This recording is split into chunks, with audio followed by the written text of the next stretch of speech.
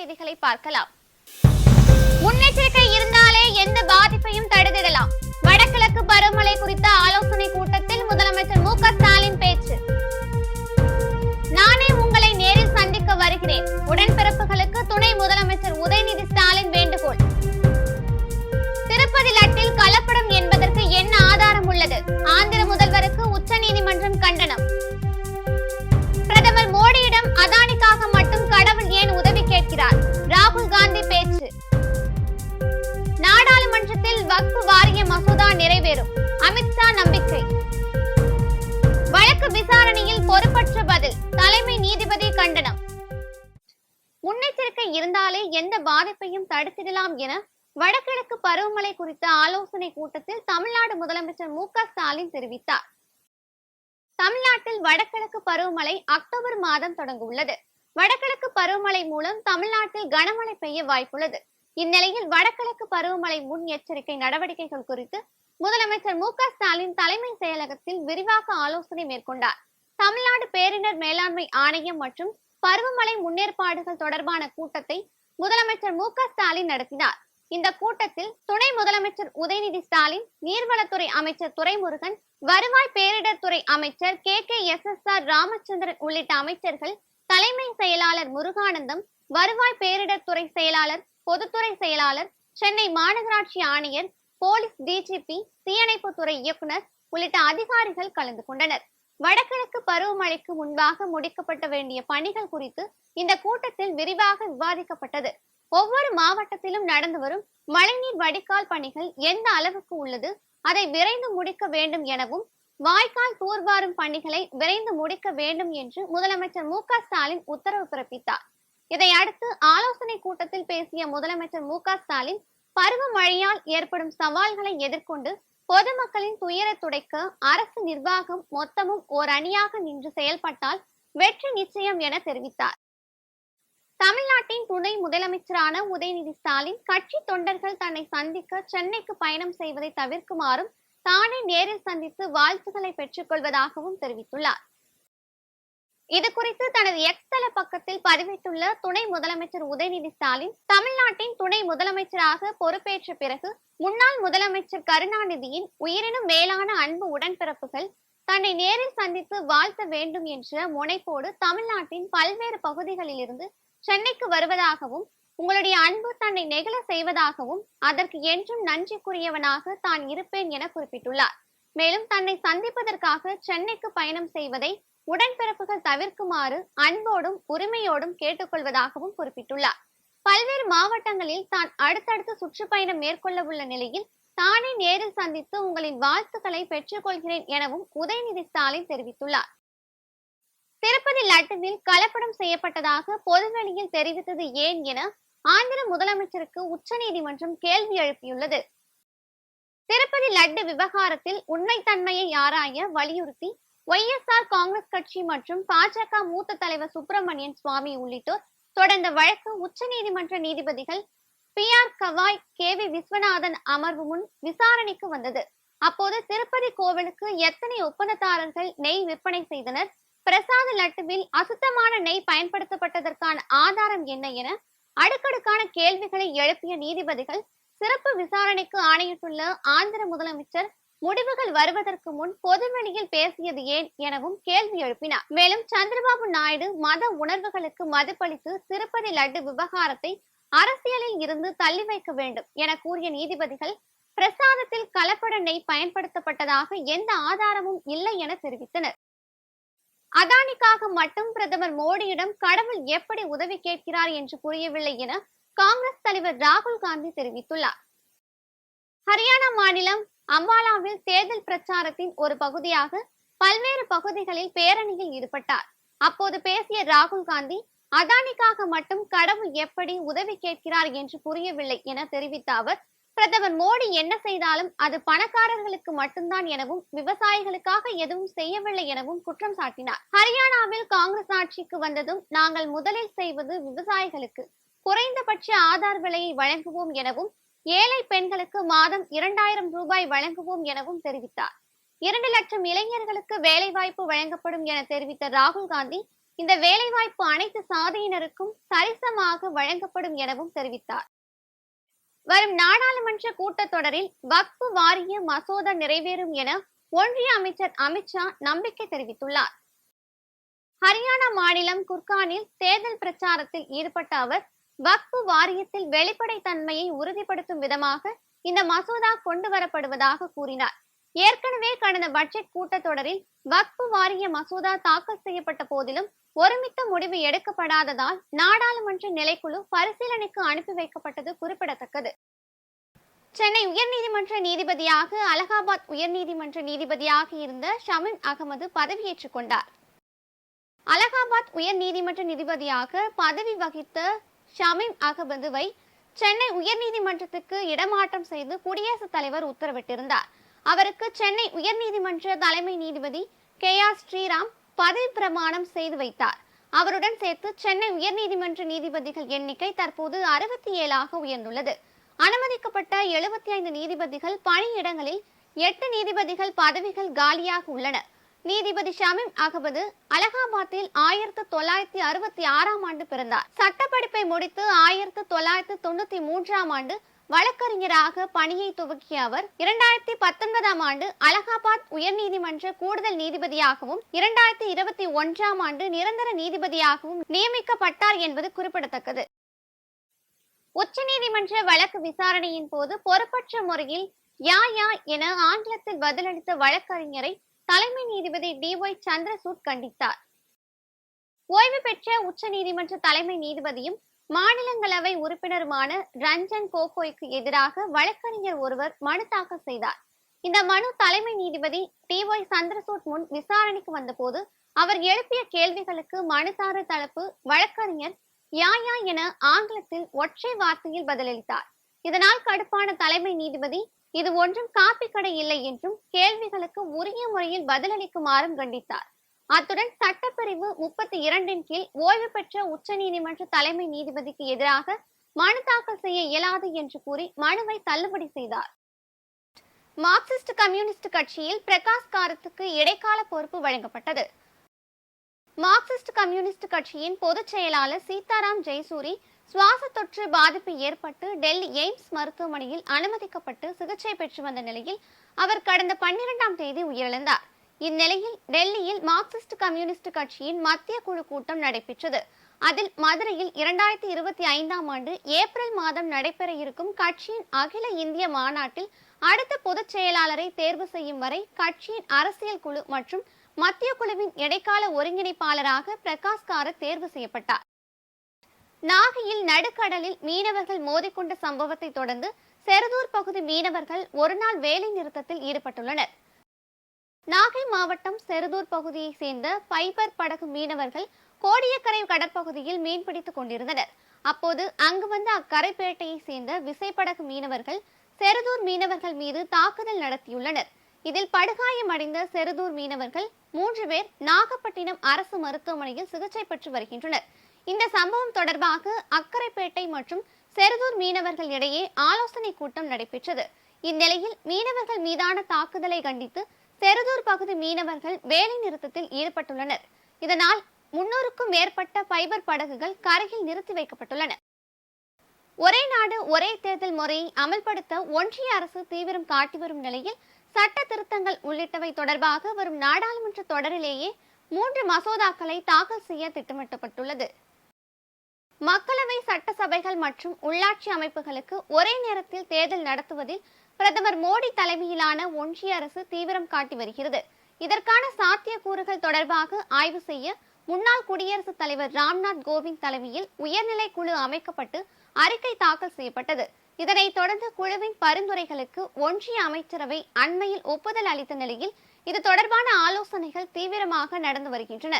இதன்படி 3 அரசியலமைப்பு சட்ட பிரிவுகளில் திருத்தம், புதிதாக 12 துணை பிரிவுகள் சேர்ப்பது, யூனியன் பிரதேசங்கள் தொடர்பான 3 சட்டங்களில் மாற்றம் என மொத்தம் 18 திருத்தங்கள் செய்ய வேண்டும். இந்நிலையில் இந்த தேர்தல் முறையை நடைமுறைப்படுத்துவது தொடர்பாக 3 மசோதாக்களை வரும் நாடாளுமன்ற கூட்டத்தொடரில் தாக்கல் செய்ய ஒன்றிய அரசு மும்முரம் காட்டி வருகிறது. முதலாவதாக மக்களவை மற்றும் சட்டசபைகளுக்கான பதவி காலங்கள் தொடர்பான ஒரு நிர்ணயிக்கப்பட்ட தேதியை உருவாக்குவது மற்றும் இவற்றின் பதவி காலங்களில் மாற்றம் செய்வது, அடுத்ததாக மக்களவை சட்டசபைகளுடன் உள்ளாட்சி அமைப்புகளுக்கும் தேர்தல் நடத்த அரசியலமைப்பு சட்டத்தின் பிரிவு 324A என்ற துணை பிரிவை புதிதாக உருவாக்குவது மற்றும் மக்களவை சட்ட சபைகளுடன் புதுச்சேரி, டெல்லி, ஜம்மு காஷ்மீர் ஆகிய யூனியன் பிரதேசங்களுக்கும் ஒரே நேரத்தில் தேர்தல் நடத்துவதற்கு ஏதுவாக சட்ட திருத்த மசோதாக்களை வரும் நாடாளுமன்ற தொடரிலேயே தாக்கல் செய்ய ஒன்றிய அரசு பரிசீலித்து வருவதாக தகவல் வெளியாகியுள்ளது. பிரபல பாலிவுட் நடிகர் மிதுன் சக்கரவர்த்திக்கு தாத்தா சாஹேப் பால்கே விருது அறிவிக்கப்பட்டுள்ளது. தனது அறிமுக படத்திலேயே தேசிய விருது வாங்கிய மிதுன் சக்கரவர்த்தி சுவாமி விவேகானந்தா திரைப்படத்தில் நடித்ததற்காக சிறந்த துணை நடிகருக்கான தேசிய விருது பெற்றவர். பாலிவுட்டில் டிஸ்கோ டான்சர் படம் மூலம் புகழ்பெற்ற இவர் வங்காளம், தெலுங்கு, கன்னடம், தமிழ் உட்பட பல்வேறு மொழிகளிலும் நடித்துள்ளார். கொல்கத்தாவை சேர்ந்த 74 வயதான மிதுன் சக்கரவர்த்தி மாநிலங்களவை உறுப்பினராகவும் பதவி வகித்துள்ளார். இந்நிலையில் அக்டோபர் 8ஆம் தேதி நடைபெறும் 70வது தேசிய திரைப்பட விழாவில் விருது வழங்கப்படும் என ஒன்றிய ரயில்வே அமைச்சர் அஸ்வினி வைஷ்ணவ் தனது எக்ஸ் தளத்தில் குறிப்பிட்டுள்ளார். அரசியல் கட்சியின் கொடிகளுக்கும் அதில் இடம்பெற்றிருக்கும் உருவங்களுக்கும் ஒப்புதல் மற்றும் அங்கீகாரம் வழங்கப்படுவதில்லை என தலைமை தேர்தல் ஆணையம் தெரிவித்துள்ளது. புதிய அரசியல் பயணத்தை தொடங்கியிருக்கும் நடிகர் விஜய் தனது தமிழக வெற்றி கழகத்தின் கொடியை கடந்த மாதம் அறிமுகப்படுத்தினார். தாவேகா கொடியில் இடம்பெற்றிருந்த யானைகளின் உருவம் தங்கள் கட்சியின் சின்னமாக இருப்பதாக கூறி பகுஜன் சமாஜ் கட்சி தலைவர்கள் தேர்தல் ஆணையத்தில் புகார் அளித்தனர். பகுஜன் சமாஜ் கட்சி அனுப்பிய கடிதத்திற்கு இந்திய தேர்தல் ஆணையம் பதிலளித்துள்ளது. அதில் அரசியல் கட்சிகளின் கொடிகளுக்கும் அதில் இடம்பெற்றிருக்கும் உருவங்களுக்கும் ஒப்புதல் மற்றும் அங்கீகாரம் வழங்கப்படுவதில்லை என தெரிவிக்கப்பட்டுள்ளது. தமிழக வெற்றி கழகத்தின் கொடிக்கு எந்தவித பிரச்சனை இல்லை என்றாலும் சின்னங்கள் மற்றும் பெயர்கள் தொடர்பான முறையற்ற பயன்பாடு தடுப்பு சட்டத்திற்கு உட்பட்ட வகையில் கொடிகள் இருப்பதை உறுதி செய்ய வேண்டும் என கூறப்பட்டுள்ளது. இந்திய தேர்தல் ஆணையத்தின் விதிகளுக்குட்பட்டு அரசியல் கட்சிகள் செயல்படுவதை உறுதி செய்ய வேண்டும் எனவும் மற்றொரு அரசியல் கட்சிகளின் ஒத்த தோற்றமுடைய வகையில் கொடிகள் அமைவதை தவிர்க்க வேண்டும் என்றும் அறிவுறுத்தியுள்ளது. மதுரை மாவட்டத்தில் உள்ள 8 பள்ளிகளுக்கு வெடிகுண்டு மிரட்டல் விடுக்கப்பட்டதை அடுத்து மாணவர்கள் மற்றும் பெற்றோர்கள் மத்தியில் பெரும் அதிர்ச்சி ஏற்படுத்தியுள்ளது. கடந்த சில நாட்களாக வெடிகுண்டு மிரட்டல் போலியாக விடுக்கப்படுவது அதிகரித்து வருகிறது.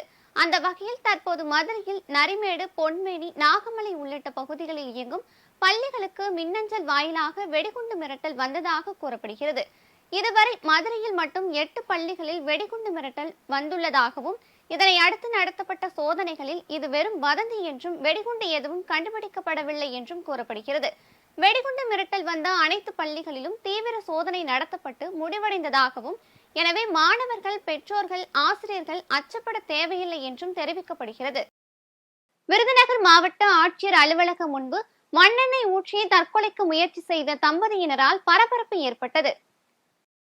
விருதுநகர் மாவட்டம் எரிச்சநத்தம் பகுதியை சேர்ந்த அனந்தப்பன் மற்றும் அவருடைய மனைவி சாந்தாதேவி இருவரும் மாவட்ட ஆட்சியர் அலுவலக நுழைவு வாயிலில் மண்ணெண்ணெய் ஊற்றி தற்கொலைக்கு முயற்சி செய்தனர். அப்போது அங்கு பணியில் இருந்த காவல்துறையினர் அவர்களை தடுத்து நிறுத்தி விசாரணை மேற்கொண்டதில் சாந்தாதேவிக்கு சொந்தமாக 1 ஏக்கர் 60 சென்ட் நிலம் இருந்ததாகவும், இதில் 60 சென்ட் நிலத்தை கடந்த 2007ஆம் ஆண்டு அதே பகுதியை சேர்ந்த கிராம உதவியாளராக பணிபுரியும் ரவி என்பவருக்கு விற்பனை செய்ததாக கூறப்படுகிறது. அதைத் தொடர்ந்து தங்கள் பெயரில் மீதமுள்ள 1 ஏக்கர் நிலத்தை ரவி முறைகேடாக அவருடைய பெயருக்கு பத்திரப்பதிவு செய்து கொண்டதாகவும், இது குறித்து பல இடங்களில் மனு அளித்தும் எந்த நடவடிக்கையும் எடுக்காததால் தற்கொலைக்கு முயற்சி செய்ததாகவும் தெரிவித்தனர்.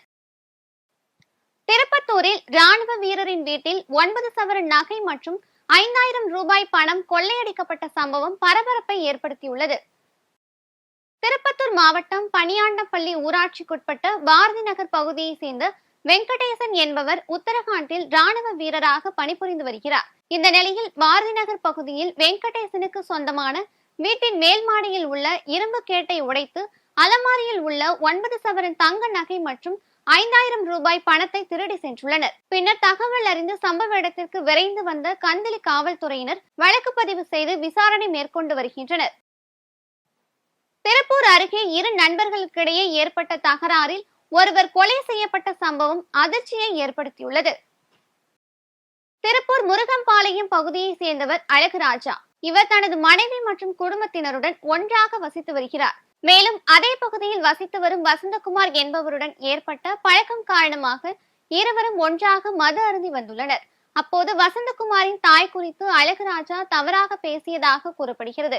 இருவருக்கும் இடையே தகராறு ஏற்பட்டு வசந்தகுமார் அவரை வீட்டில் வைத்து குத்தி கொலை செய்தார். இதையடுத்து சத்தம் கேட்டு வந்த உறவினர்கள் மற்றும் அக்கம் பக்கத்தினர் அவரை திருப்பூர் அரசு மருத்துவமனைக்கு அனுப்பி வைத்த நிலையில் பரிசோதித்த மருத்துவர்கள் அவர் ஏற்கனவே உயிரிழந்து விட்டதாக தெரிவித்தனர். இதனைத் தொடர்ந்து தகவல் அறிந்த காவல்துறையினர் வசந்தகுமாரை கைது செய்து விசாரணை மேற்கொண்டு வருகின்றனர். சாத்தூர் அருகே மின்சாரம் தாக்கி 5 வயது குழந்தை உயிரிழந்த சம்பவம் சோகத்தை ஏற்படுத்தியுள்ளது. விருதுநகர் மாவட்டம் சாத்தூர் அருகே உள்ள இருக்கன்குடி கிராமத்தை சேர்ந்த மணி கார்த்திக் என்பவருக்கு நந்தினி என்ற மனைவியும் சம்யுக்தா என்ற மகளும் உள்ளனர். இந்த நிலையில் குழந்தை சம்யுக்தா மின்கம்பத்தை பிடித்து விளையாடி கொண்டிருந்த போது எதிர்பாராத விதமாக மின்சாரம் தாக்கி கீழே விழுந்ததால் உடனடியாக குழந்தையை மருத்துவமனையில் சேர்த்தனர். இருப்பினும் குழந்தை வரும் வழியிலேயே இறந்து விட்டதாக மருத்துவர்கள் தெரிவித்துள்ளனர். மேலும் சம்பவம் குறித்து தகவல் அறிந்து மருத்துவமனைக்கு விரைந்து வந்த காவல்துறையினர் வழக்கு பதிவு செய்து விசாரணை மேற்கொண்டு வருகின்றனர். இந்த நிலையில் இருக்கன்குடியில் விபத்து ஏற்பட்ட மின்கம்பத்தில் பழுது ஏற்பட்டு ஷாக் அடித்ததாக மின்சார ஊழியருக்கு பலமுறை புகார் அளித்தும் அதை சரி செய்யாததே குழந்தை இறப்புக்கு காரணம் என ஊர் பொதுமக்கள் குற்றம் சாட்டியுள்ளார்கள். போலி தங்க நகைகளை 36 லட்சம் ரூபாய்க்கு விற்க முயன்ற 6 பேரை காவல்துறையினர் கைது செய்து விசாரணை மேற்கொண்டு வருகின்றனர். திருவண்ணாமலை மாவட்டம் செங்கத்தை அடுத்த மொறையார் பகுதியில் போலி தங்க காசுகளை சிலர் ஏமாற்றி விற்க போவதாக மாவட்ட காவல்துறை கண்காணிப்பாளருக்கு கிடைத்த ரகசிய தகவலின் பேரில் காவல்துறை ஆய்வாளர் செல்வராஜ் தலைமையில் தனிப்பிரிவு அமைத்து கண்காணித்து வந்தனர். அப்போது மொறையார் பகுதியில் காரில் வந்த 5 பேர் கொண்ட கும்பல் இருசக்கர வாகனத்தில் வந்த இருவரிடம் போலி தங்க காசுகளை விற்க முயன்ற போது காவல்துறையினர் திடீரென சுற்றி வளைத்த போது இருசக்கர வாகனத்தில் வந்த இருவரும் தப்பி ஓடினர். பின்னர் காரில் இருந்த 5 பேரையும் கைது செய்து விசாரணை மேற்கொண்டதில் தர்மலிங்கம் என்பவர் தாங்கள் கிணறு வெட்டும் தொழிலில் ஈடுபட்டு வருவதாகவும் கிணறு வெட்டும் பொழுது தங்களுக்கு தங்க பொட்டு காசு கிடைத்ததாக கூறி நகைகள் வாங்கும் கும்பலிடம் விற்றுவிட்டு தலைமறைவாகி விடுவதும் தெரியவந்துள்ளது.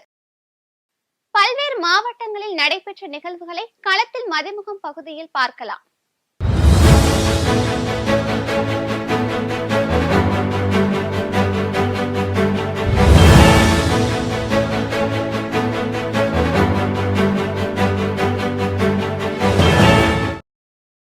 திருவண்ணாமலை மாவட்டம் செங்கம் நகர மைய பகுதியில் இயங்கி வரும் வட்டாட்சியர் அலுவலகத்தில் வெடிகுண்டு வைத்திருப்பதாக தகவலின் பேரில் வெடிகுண்டு நிபுணர்கள் மோப்பனாய் உதவியுடன் வட்டாட்சியர் அலுவலகத்தை 3 மணி நேரத்திற்கும் மேலாக தீவிரமாக சோதனையிட்டனர். நீண்ட சோதனைக்கு பின் வெடிகுண்டு வைத்திருப்பதாக வந்த தகவல் பொய் என்று தெரிந்து காவல்துறையினரும் தடயவியல் நிபுணர்களும் அங்கிருந்து வெளியேறினர். ராணிப்பேட்டை மாவட்டம் நெமிலி அடுத்த சயனபுரம் பகுதியில் ஒரு வேப்ப மரத்தில் பால் வடிவதாக பொதுமக்களுக்கு தகவல் பரவியுள்ளது. இதனை அடுத்து பொதுமக்கள் அனைவரும் அங்கு சென்று பார்த்தபோது வேப்ப மரத்தில் இருந்து பால் ஊற்றி போல வடிந்துள்ளது. இதனால் பொதுமக்கள் மரத்திற்கு பூமாலை அணிவித்து தீபமேற்றி வழிபட்டு சென்றனர். அது மட்டுமல்லாமல் மரத்தில் திடீரென பால் போல் வருவதால் அப்பகுதியில் உள்ள பொதுமக்கள் ஆச்சரியத்துடன் பார்த்து செல்கின்றனர். திருப்பூர் தென்னம்பாளையம் பகுதியில் திடீரென அரசு நகர பேருந்து சாலையின் நடுவே பழுதாகி நின்றது. இதனால் கடும் போக்குவரத்து நெரிசல் ஏற்பட்ட நிலையில் அங்கு பாதுகாப்பு பணியில் இருந்த போக்குவரத்து காவல்துறையினர் பொதுமக்கள் உதவியுடன் அரசு பேருந்தை சுமார் 1 கிலோமீட்டர் தொலைவிற்கு தள்ளி சென்று பழுது நீக்க பணிமனையில் விடப்பட்டது. இதனால் போக்குவரத்து பணிமனையில் உள்ள அதிகாரிகள் அலட்சிய போக்குடன் செயல்படுவதால் இதுபோன்ற நிலை ஏற்படுவதாக அரசு பேருந்து ஓட்டுநர்கள் வேதனை தெரிவித்தனர். வேலூர் மாவட்டம் குடியாத்தம் அடுத்த தமிழக ஆந்திர எல்லை பகுதியை ஒட்டிய வனப்பகுதியை ஒட்டியுள்ள அங்கனாம்பள்ளி கிராமத்தில் திடீரென ஒற்றை யானை புகுந்து அங்கு பயிரிடப்பட்டிருந்த நெல் பயிர்களை நாசம் செய்துள்ளது. இதனை அறிந்த அப்பகுதி விவசாயிகள் யானையை காட்டுக்குள் விரட்டியுள்ளனர். மேலும் இது குறித்து குடியாத்தம் வனத்துறையினருக்கு தகவல் தெரிவிக்கப்பட்டு வனத்துறையினர் கண்காணித்து வருகின்றனர். ராணிப்பேட்டை மாவட்டம் காரைக்கூற்றோடு பகுதியில் செயல்பட்டு வரும் அரசினர் குழந்தைகள் இல்லத்தில் குழந்தைகள் நலன் மற்றும் சிறப்பு சேவைகள் துறையின் மூலம் நடைபெற்ற மண்டல அளவிலான விளையாட்டு போட்டிகள் மற்றும் கலை நிகழ்ச்சிகளை மாவட்ட ஆட்சியர் சந்திரகலா தொடங்கி வைத்தார். இதில் அரசு குழந்தைகள் இல்லம் மற்றும் அரசு நிதி உதவி பெறும் குழந்தைகள் இல்லத்தை சார்ந்த 536 சிறுவர் மற்றும் சிறுமிகள் கலந்து கொண்டனர். கொடைக்கானலில் தொடர்ந்து கூட்ட நெரிசல் ஏற்பட்டு வந்த நிலையில் நெரிசலை கட்டுப்படுத்தவும் கொடைக்கானலுக்கு வரக்கூடிய சுற்றுலா பயணிகள் எண்ணிக்கையை கணக்கிடவும் கடந்த மே 7ஆம் தேதி இ-பாஸ் திட்டம் அமல்படுத்தி ஜூன் 30 முடிவடைந்த நிலையில் மீண்டும் செப்டம்பர் 30 வரை நீட்டிக்கப்பட்டது.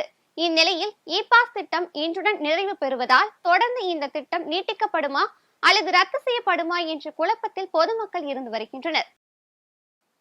உத்தரகாண்டில் நடைபெற்ற சீனியர் ஊசு நேஷனல் சாம்பியன்ஷிப் போட்டியில் தங்கப்பதக்கம் வென்ற நரிக்குறவர் இனத்தை சார்ந்த இளைஞருக்கு உற்சாக வரவேற்பு அளிக்கப்பட்டது. திருப்பூர் மாவட்டம் ஜோலார்பேட்டை அடுத்த இதயம் நகர் பகுதியில் நரிக்குறவர் இனத்தை சார்ந்த முத்தையா மற்றும் வளர்மதி தம்பதியினருக்கு சஞ்சய் என்ற மகன் உள்ளார். இவர் திருப்பத்தூரில் ஊஷு பயிற்சியாளர் வெங்கடேசனிடம் கடந்த 6 வருடங்களாக பயிற்சி பெற்று வருகிறார். இந்த நிலையில் உத்தரகாண்டில் நடைபெற்ற 33வது சீனியர் ஊஷு நேஷனல் சாம்பியன்ஷிப் போட்டியில் தங்கப்பதக்கம் வென்றுள்ளார். இதனைத் தொடர்ந்து ஊர் திரும்பிய சஞ்சய்க்கு ஜோலார்பேட்டை ரயில்வே நிலையத்தில் திருப்பத்தூர் மாவட்ட திராவிட கழகத்தின் தலைவர் எழிலரசன், ஊசு சங்கத்தினர் மற்றும் நரிக்குறவர் இனத்தை சார்ந்தோர்கள் ஒன்றிணைந்து மாலை அணிவித்து உற்சாக வரவேற்பு அளித்தனர். மேலும் சஞ்சய் பல்வேறு போட்டிகளில் பங்கேற்று இதுவரை 4 தங்க பதக்கங்கள் வென்றுள்ளார் என்பது குறிப்பிடத்தக்கது.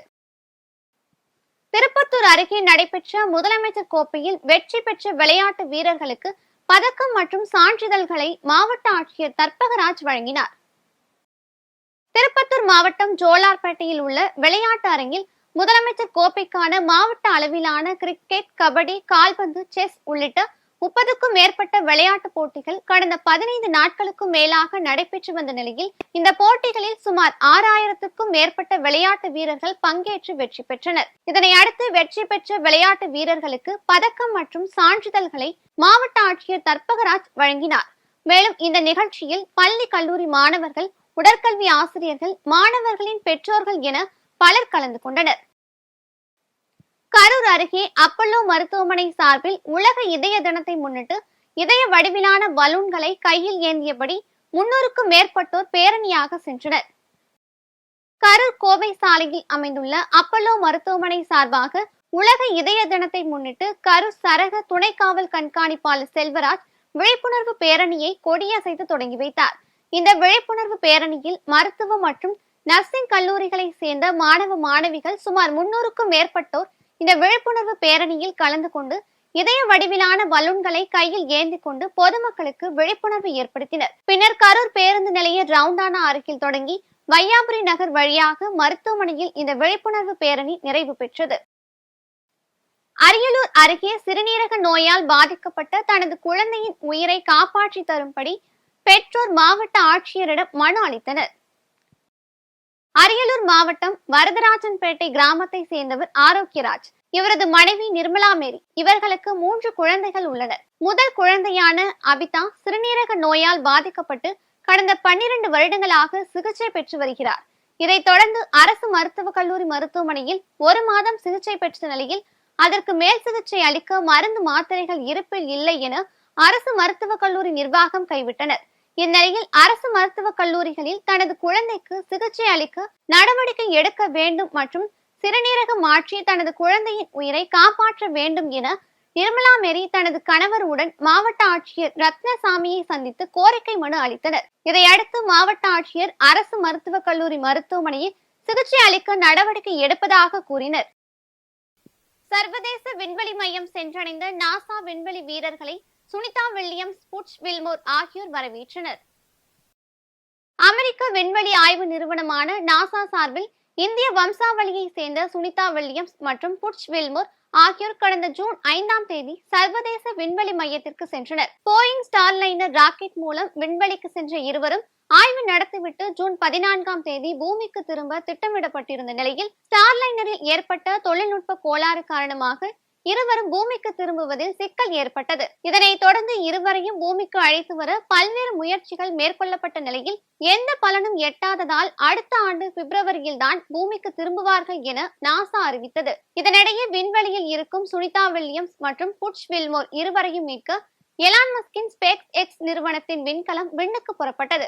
அமெரிக்காவின் புளோரிடா மாகாணத்தில் உள்ள கேப் கன்வர்லில் இருந்து 2 விண்வெளி வீரர்களுடன் ஸ்பேஸ் எக்ஸ் நிறுவனத்தின் டிராகன் விண்கலம் விண்ணுக்கு புறப்பட்டு சென்றது. இந்நிலையில் சர்வதேச விண்வெளி மையத்தை வந்தடைந்த நாசா விண்வெளி வீரர்களை சுனிதா வில்லியம்ஸ், புட்ச் வில்மோர் ஆகியோர் வரவேற்றனர். மீண்டும் தலைப்புச் செய்திகள். முன்னெச்சரிக்கை இருந்தாலே எந்த பாதிப்பையும் தடுத்திடலாம். வடகிழக்கு பருவமழை குறித்த ஆலோசனை கூட்டத்தில் முதலமைச்சர் மு.க. ஸ்டாலின் பேச்சு. நானே உங்களை நேரில் சந்திக்க வருகிறேன். உடன்பிறப்புகளுக்கு துணை முதலமைச்சர் உதயநிதி ஸ்டாலின் வேண்டுகோள். திருப்பதி லட்டில் கலப்படம் என்பதற்கு என்ன ஆதாரம் உள்ளது? ஆந்திர முதல்வருக்கு உச்சநீதிமன்றம் கண்டனம். பிரதமர் மோடியிடம் அதானிக்காக மட்டும் கடவுள் ஏன் உதவி கேட்கிறார்? ராகுல் காந்தி பேச்சு. நாடாளுமன்றத்தில் வக்ஃப் வாரிய மசோதா நிறைவேறும். அமித்ஷா நம்பிக்கை. வழக்கு விசாரணையில் பொறுப்பற்ற பதில். தலைமை நீதிபதி கண்டனம். இத்துடன் செய்திகள் நிறைவடைந்தன. மீண்டும் செய்திகள் காலை 8 மணிக்கு. மேலும் செய்திகளை தெரிந்து கொள்ள மதிமுகம் பிரைம் யூடியூப் தளத்தில் இணைந்திருங்கள்.